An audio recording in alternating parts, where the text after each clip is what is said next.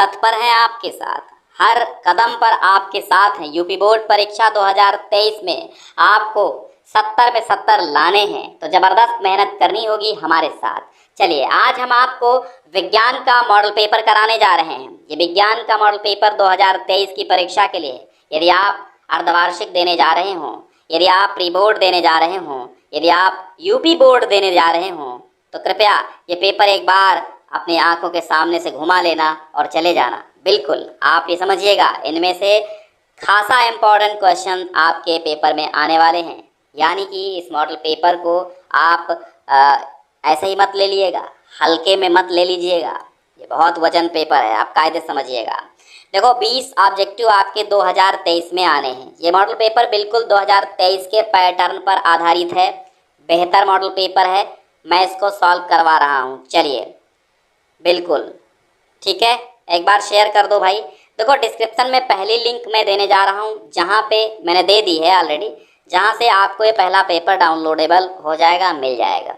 दूसरी लिंक मैं आपको दूंगा, जहाँ से इस विज्ञान की प्लेलिस्ट को आप पाएंगे, वहाँ से विज्ञान के तमाम टॉपिक आप पढ़ भी सकते हैं। ठीक है बच्चों, चलो अब यहाँ पहला प्रश्न देखिए, ऑब्जेक्टिव है। इससे पहले आपको इंस्ट्रक्शंस जरूरी है पढ़ने, क्योंकि हो सकता है 23 में बहुत कुछ बदलाव हो जाए, OMR सीट भी आपको मिल जाए। अगर OMR पे आपको 20 क्वेश्चन देने होंगे आंसर, तो आप OMR पे गोला भरिएगा। OMR कैसे भरते हैं ऑलरेडी प्लेलिस्ट में पढ़ा हुआ है, हिंदी की, देख लीजिएगा।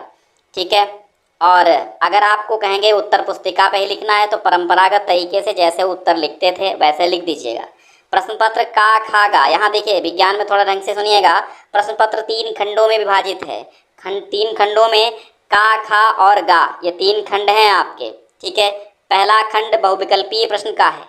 4 विकल्प हैं, सही उत्तर चुन के आपको उत्तर पुस्तिका में आंसर शीट में लिखना होगा। प्रत्येक खंड के सभी प्रश्नों को हल करना अनिवार्य है। प्रत्येक खंड को नए प्रश्न से आरंभ किया जाए। ये भी ध्यान दीजिएगा कि अगर आपका आधा पेज छूट गया, आधा पेज रह गया है लिखने के बाद, तो आप अगला नया क्वेश्चन, यानी बड़े क्वेश्चन, खंडों की बात कर रहे हैं, खंडों, मान लो पहला खंड आपने समाप्त कर लिया है, फिर दूसरा, और ये आधे पेज तक ही समाप्त हुआ है, आधा पेज बचा है, तो आधे पेज से आपको नहीं प्रारंभ करना है, बल्कि एक नए पेज से आपको दूसरा खंड प्रारंभ करना है। प्रत्येक खंड के सभी प्रश्नों को एक साथ करना आवश्यक है। ठीक है, सभी प्रश्न अनिवार्य हैं और अंक दिए गए हैं उसके सम्मुख। आवश्यकता अनुसार उत्तरों की पुष्टि स्वच्छ एवं नामांकित चित्रों तथा रासायनिक समीकरणों द्वारा कीजिएगा। बहुविकल्पीय प्रश्नों में आपके सामने ये रहा पहला प्रश्न, उपखंड का के अंतर्गत देखिएगा, यदि वस्तु का प्राप्त प्रतिबिंब छोटा व आभासी हो तो प्रयुक्त दर्पण कैसा होगा? बताइए। पहला प्रश्न है कि यदि वस्तु का प्राप्त प्रतिबिंब छोटा व आभासी हो तो क्या होगा? प्रयुक्त दर्पण कैसा होगा? आप बताइए। उत्तल दर्पण होगा, सी ऑप्शन आपका राइट है। मानव नेत्र वस्तु का प्रतिबिंब बनाती है, कार्निया पर, परितारिका पर, पुतली पर, दृष्टि पटल पर, तो 2 का आपका डी सही हो जाएगा। दृष्टि पटल पर मानव नेत्र वस्तु का प्रतिबिंब दृष्टि पटल पर बनाती है। अगला प्रश्न देखिएगा, विद्युत ऊर्जा तुल्य होती है, विद्युत ऊर्जा तुल्य होती है V² T/R के, या फिर V² T R के, या फिर V² T के, या फिर L²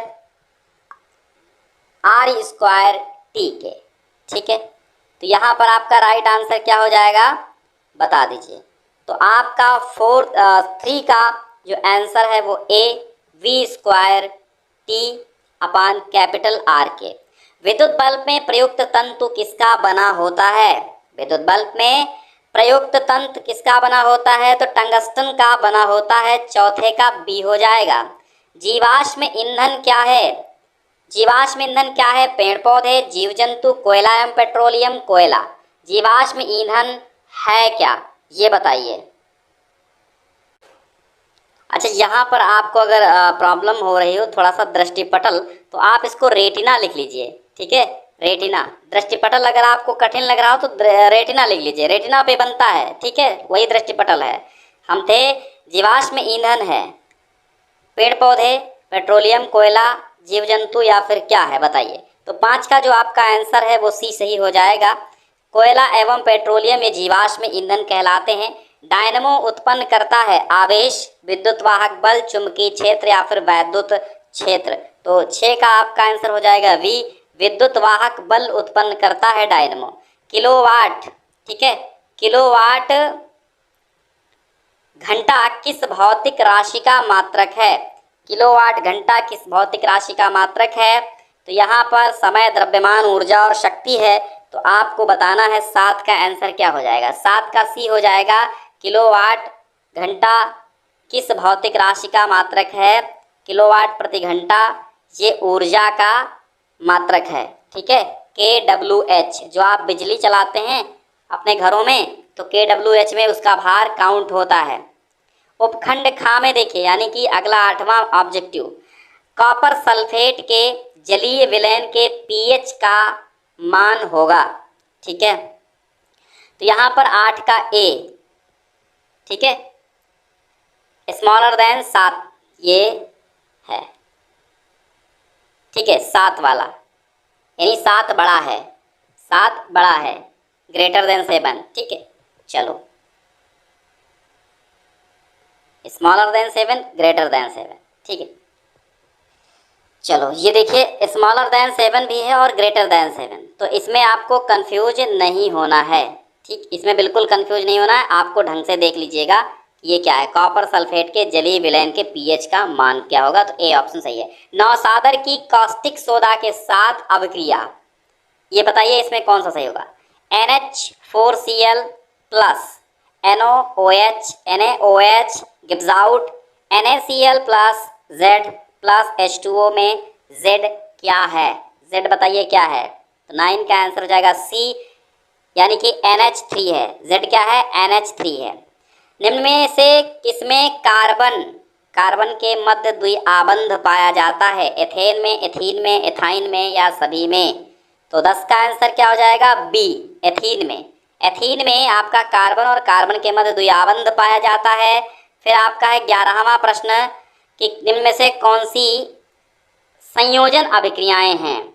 ठीक, तो संयोजन अभिक्रियाएं कौन सी हैं? तो इसमें आपका ऑप्शन सही हो जाएगा डी, ठीक है। यहाँ पे ऑप्शन आपका डी सही हो जाएगा, सेकेंड और थर्ड, ठीक है। यहाँ पे सेकेंड और थर्ड आपका सही हो जाएगा। इसमें सेकेंड क्या है? MgO plus H2O gives out MgOH2, ठीक है। ये तो ये है आपकी संयोजन अभिक्रिया। और आपकी third 4Al plus 3O2 gives out 2Al2O3, ठीक। तो आपका सेकेंड और थर्ड है। निम्न में से कौन सा कथन सत्य नहीं है? तो इसमें कौन सा आंसर होगा? 12 का देखिएगा, 12 का बी, सभी धातु ऑक्साइड जल से अभिकृत होकर लवण तथा अम्ल उत्पन्न करते हैं। ये गलत ऑप्शन है। अच्छा, सत्य नहीं है, मतलब ये सत्य ऑप्शन है, यानी गलत है, सत्य नहीं है, ठीक है। ये पूछ रहा सत्य नहीं है, तो बी आपका सत्य नहीं है, यानी ये असत्य है, ठीक है। भाषा को समझिए, असत्य है ये। फिर सूची में मिलान करना है आपको। 13वां प्रश्न है, प्लास्टर ऑफ पेरिस, जिप्सम, विरंजक चूर्ण, बुझा हुआ चूना। तो आपको इसको कैसे मिलाना है, ठीक है। 13 का, तो आपका 13 का सही हो जाएगा ए, क्योंकि ए का 2 मिलाइएगा और बी का 3 मिलाइएगा और फिर 3 का 1 मिला दीजिएगा, सी का, और डी का 4 मिला दीजिएगा इनके सामने, ठीक है। इनको आपको मिला के लगा देना है।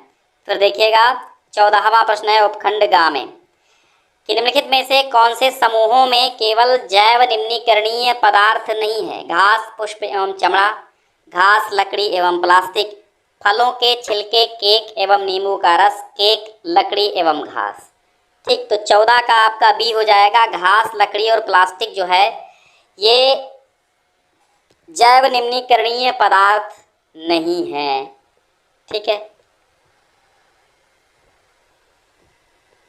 फेफड़ों में शुद्ध रुधिर आता है, कहाँ से आता है बताओ भाई।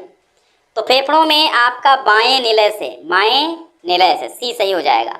यकृत संश्लेषित करता है, यकृत क्या संश्लेषित करता है? यूरिया, ठीक है, सी सही हो जाएगा। और द्विनिषेचन प्रक्रिया में त्रिक संलयन के पश्चात बनने वाले ऊतक का नाम क्या है? ठीक है, बताओ। तो भ्रूण पोष कहलाता है, भ्रूण पोष। फिर एक कॉलम का मिलान कीजिए अमोनिया उत्सर्जी। ठीक है, तो आपका अमोनिया उत्सर्जी किससे मिलेगा? 2 से, अस्थिल मछलियाँ। फिर आपका बोमेन संपुट वृक्क नलिका से मिलेगा। फिर आपका मूत्रण सी मूत्राशय से मिलेगा। और फिर 4 यूरिया अम्ल उत्सर्जी पक्षी से मिलेगा। तो आपका ए ऑप्शन सही हो जाएगा 18 का। ठीक, अब चलते हैं हम, यानी अमोनिया उत्सर्जी अस्थिल मछलियाँ, बोमेन संपुट वृक्क नलिका और मूत्रण मूत्राशय यूरिया अम्ल उत्सर्जी पक्षी। बाढ़ के किनारे छोटे चेक बांध बनाने में आवश्यक हैं, क्योंकि ये किस काम आते हैं? तो 19 का डी सही हो जाएगा आपका, सेकंड और फोर्थ। पानी रोकते हैं और मृदा अपरदन से बचाते हैं, हमारे लिए पानी रोकते हैं। ठीक है,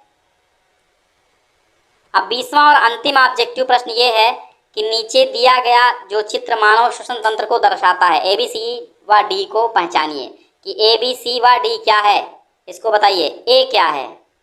ठीक है, तो इसका राइट आंसर क्या हो जाएगा? चलिए, तो ए आपका है एपिग्लोटिस। ठीक है, बी आपका वायुकूपिका है, सी ब्रोंकस है। ठीक है, और डी आपका डायफ्राम है। तो आपका जो राइट आंसर है वो क्या हो जाएगा? ए, एपिग्लोटिस, वायुकूपिका, ब्रोंकस एंड डायफ्राम। ठीक है, अब खंड बा आएगा। खंड बा में वर्णात्मक प्रश्न होंगे। उपखंड का में देखिए लघुत्तरीय प्रश्न आपके 4-4 अंकों के आएंगे, तो इन्हें 3 में से तीनों करना होगा अथवा करके भी इसमें दे दिए जाएंगे। प्रकाश का प्रकीर्णन तरंग दैर्ध्य पर किस प्रकार निर्भर करता है, वर्णन कीजिए। अवतल दर्पण के ध्रुव एवं फोकस के मध्य रखी वस्तु के प्रतिबिंब निर्माण को किरण आरेख द्वारा समझाइए। यानी भैया इसमें चित्र बनाना पड़ेगा, तो आप कोताही मत कीजिएगा, बना दीजिएगा। यानी कोताही माने आलस, नहीं तो नंबर कटेंगे। एक विद्युत हीटर की सामर्थ्य 1000 वाट है, तो इसे 40 मिनट तक उपयोग में लाने से कितनी ऊष्मा उत्पन्न होगी? ठीक है, तो ये भी आपका 4 अंक का है। इसका उत्तर हो जाएगा 4.5 इंटू 10 की पावर 2, नहीं 10 की पावर 2, 10 स्क्वायर जूल कह सकते हैं। फिर दीर्घ उत्तरीय प्रश्न देखिएगा। दीर्घ उत्तरीय प्रश्न में क्या होगा? आपका 6-6 अंक के आएंगे दीर्घ उत्तरीय। ठीक है, तो विद्युत मोटर का सिद्धांत लिखिए, बहुत इंपॉर्टेंट है। नामांकित चित्र बनाइए, बहुत इंपॉर्टेंट है। दिष्ट धारा, 2 में से एक करना है। दिष्ट धारा जनित्र का सिद्धांत, संरचना, कार्यविधि का वर्णन कीजिए। ठीक, उपखंड खा में आपका फिर लघुत्तरीय स्टार्ट 2-2 नंबर के। ठीक है, निम्नलिखित का IUPAC नाम लिखिए। ठीक है, तो आपका जो फर्स्ट का उत्तर हो जाएगा CH3COOC2H5 का एथाइल एसीटेट और CH3OCH2CH3 का मेथॉक्सी एथेन हो जाएगा। भर्जन तथा निस्तापन में अंतर लिखना है, प्लास्टर ऑफ पेरिस के बारे में बताना है और सूत्र भी लिखना है। इस पर ऊष्मा के प्रभाव का वर्णन करना। धातुओं में सक्रियता श्रेणी क्या है, इनकी 2 उपयोगिताएं बताइए। मोस्ट इंपॉर्टेंट क्वेश्चंस हैं। दीर्घोत्तरी में इसी में आपका आएगा एथिलीन बनाने की प्रयोगशाला विधि का वर्णन, वो भी सचित्र करना होगा आपको। इससे संबंधित रासायनिक समीकरण भी लिखिए, किन्हीं 3 रासायनिक गुणों से संबंधित समीकरण भी लिखिए। ठीक है, फिर आपको टिप्पणी अथवा आप टिप्पणी लिख सकें तो टिप्पणी लिखिए इन पर। ठीक है, टिप्पणी क्या लिखना है? क्रियात्मक समूह एल्किनों का ओजोनीकरण, समजातीय श्रेणी एस्टरीकरण। ठीक, 6 नंबर में। उपखंड गा में आपका आएगा। गा में आपके लघुत्तरी 2-2 4-4 अंक के 3 आएंगे।